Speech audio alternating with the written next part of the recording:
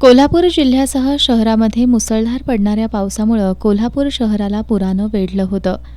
पावसाचं प्रमाण कमी झाल्यानंतर शहर परिसरातील पुराचं पाणी संथ गतीनं ओसरू लागलंय. शहरातील शाहूपुरी कुंभार गल्लीसह व्हीनस कॉर्नर परिसर आणि जयंती नाल्यावरील पुराचं पाणी ओसरल्यानं या मार्गावरून वाहतूक सुरू झाली आहे. या सर्व पूरबाधित परिसरातील गाळ आणि कचऱ्याच्या उठावाबरोबरच सफाई आणि औषध फवारणीचं काम महापालिका प्रशासनाच्या वतीनं सुरू आहे. पंचगंगा नदीघाट परिसर, जामदार क्लब आणि शुक्रवार पेठेतील पंचगंगा तालीम मंडळाजवळ अजूनही पुराचं पाणी साचून राहिलंय. पूरबाधितांसाठी कोल्हापूर महापालिका प्रशासनानं तयार केलेल्या 16 निवारा केंद्रांमध्ये 280 कुटुंबातील 552 पुरुष, 547 महिला आणि 177 लहान मुलं अशा एकूण 1206 नागरिकांचं स्थलांतर करण्यात आलं होतं.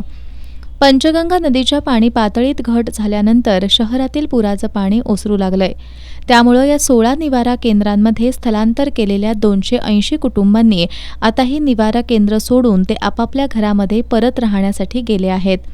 सध्या या निवारा केंद्रांमध्ये केवळ 32 कुटुंबातील 78 पुरुष, 67 महिला आणि 27 लहान मुलं असे एकूण 172 नागरिक राहिले आहेत.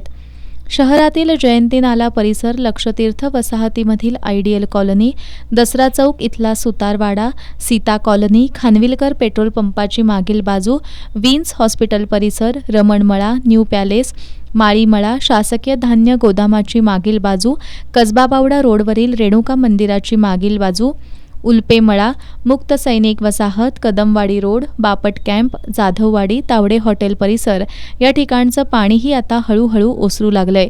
कसबाबावडा ते शिये या मार्गावर अजूनही पुराचं पाणी असल्यानं हा मार्ग बंद ठेवण्यात आलाय.